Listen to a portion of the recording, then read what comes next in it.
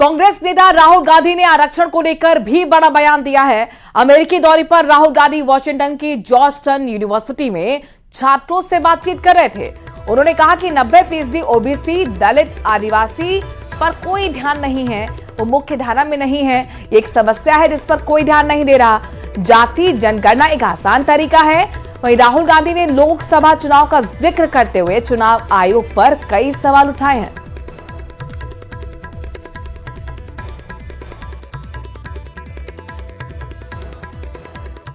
When we talk about businesses, when we talk about the media, the elephant in the room is that 90% of India, OBCs, Dalits, Adivasis, they don't play the game. They're not even in the game, right? And that's really the elephant in the room. So the caste census is a simple exercise. And actually, it's more than the caste census. Caste census is one of 3 ideas. It's a simple exercise to say, okay, we've been, we got independence 1947. We've been going for a while now. Let's see how have the lower castes, backward castes, Dalits, how have they integrated into this system?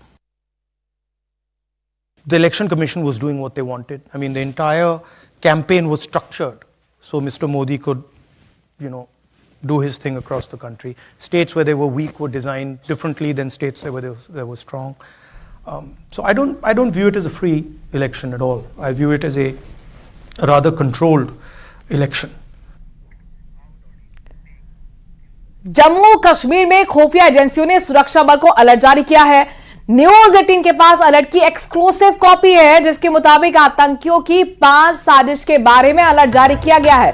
बताया गया है कि आतंकी जम्मू कश्मीर में चुनाव के दौरान दहशत फैलाने के लिए हमलों को अंजाम दे सकते हैं। खुफिया एजेंसियों के अलर्ट के मुताबिक आतंकियों के निशाने पर सुरक्षा बल के ठिकाने हैं। इसके अलावा आतंकी पुलिस के ठिकानों के साथ साथ कैलाश कुंड यात्रा को भी निशाना बना सकते हैं।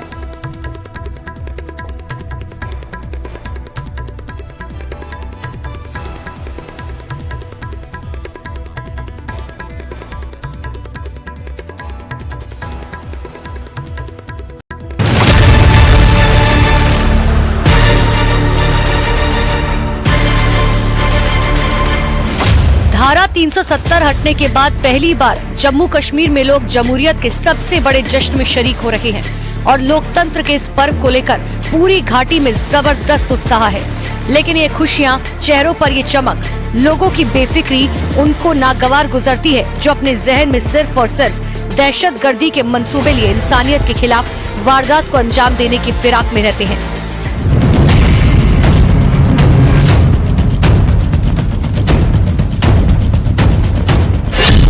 जम्मू कश्मीर में चुनाव पर आतंकी साया।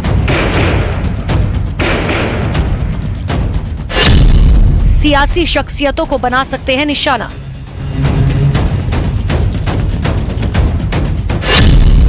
सुरक्षा बल पर हमले की आशंका।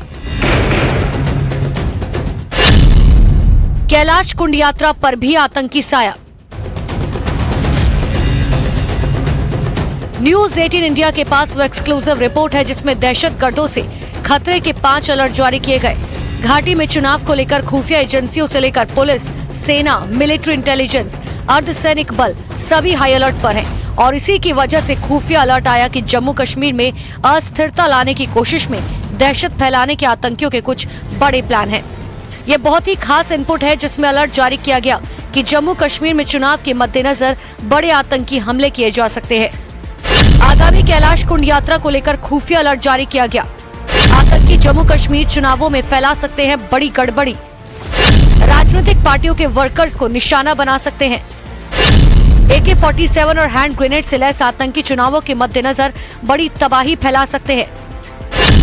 सुरक्षा फोर्स, पुलिस एस्टेब्लिशमेंट के ठिकानों को निशाना बना सकते हैं आतंकी। हालांकि खुफिया एजेंसियां भी मुस्तैद है और हमारे सुरक्षा बल के जवान भी मुस्तैद है। अभी कुछ घंटे पहले नौशेरा में 2 आतंकियों को ढेर किया गया, जिनके पास बड़ी संख्या में हथियार मिले।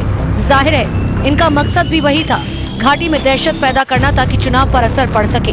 लेकिन सुरक्षा बलों की मुस्तैदी ने आतंकियों के मंसूबों पर पानी फेर दिया।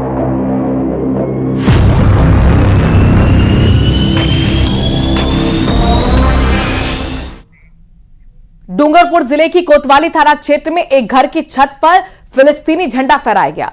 झंडे के फोटो और वीडियो वायरल होने के बाद पुलिस और खुफिया विभाग अलर्ट हो गया है।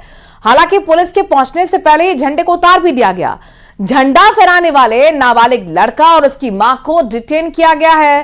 पुलिस और खुफिया विभाग फिलिस्तीनी झंडा डूंगरपुर तक कैसे आया, इसकी जांच में जुटी हुई है।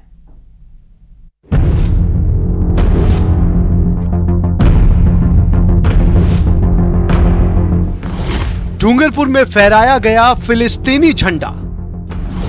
फिलिस्तीनी झंडा फहराने का क्या है मकसद? नाबालिग के पास कहां से पहुंचा फिलिस्तीनी झंडा?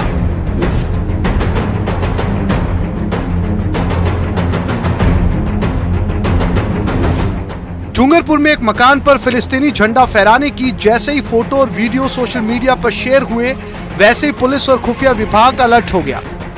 लेकिन पुलिस के पहुंचने से पहले ही झंडे को उतार लिया गया।